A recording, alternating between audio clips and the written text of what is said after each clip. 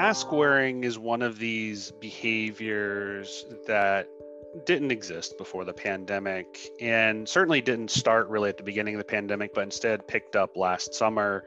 And in our Axios Ipsos tracker, we saw that mask usage got to be almost universal last summer before coming down a little bit and also becoming somewhat of a partisan issue.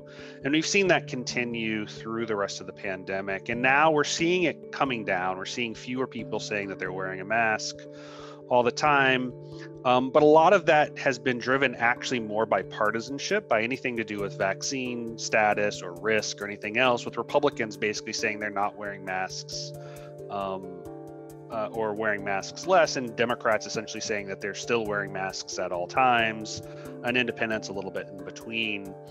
And one of the things that's actually interesting now is we are starting to actually see some response by vaccination status, by sort of health outcomes rather than just partisanship. This new Hill data point, for instance, shows that among people who are fully vaccinated right now, a third of them, 34%, say that they plan to start going outside without a mask. Half, 52%, say they can plan to continue wearing masks. And 14% said that they never wore a mask. So, again, there's still some partisan effects.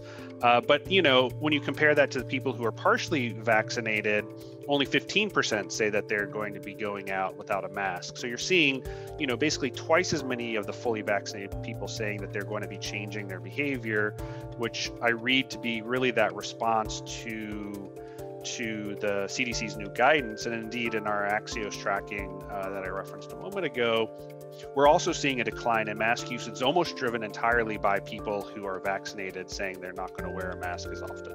I mean, I think that after the last year, after all the pain it has caused, after 500,000 Americans have died of the COVID pandemic, it's pretty understandable that some people are going to be more cautious than is necessarily required by the health and the health sciences.